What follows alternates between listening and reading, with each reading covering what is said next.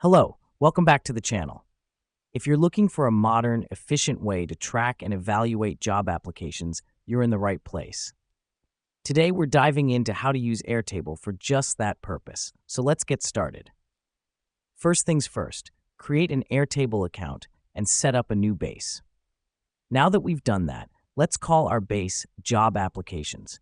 This is where you'll be storing all your application data. It's important to keep things organized right from the start.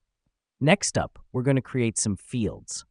Think about the information you need to track, such as the applicant's name, the position they applied for, the date of application, and the status of their application. Here's why this matters.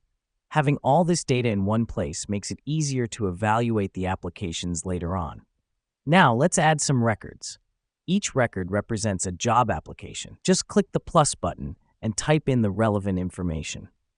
This helps us because we're essentially building a database of applications that we can sort, filter, and analyze. The reason we do this is to have a clear picture of the applications we're dealing with. It's time to take advantage of Airtable's powerful features. Create a view to filter applications based on their status, whether they're pending, rejected, or accepted. This lets you focus on the applications that need your attention. Let me explain why this matters. Airtable isn't just a spreadsheet. It's a database tool, which means you can do things like linking records together.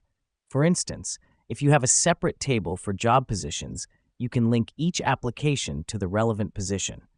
This gives you a more holistic view of your recruitment process. And that's it, all you need to do to keep track of and evaluate job applications using Airtable. Remember, the key is to start organized and make full use of Airtable's features. Thanks for watching and happy hiring.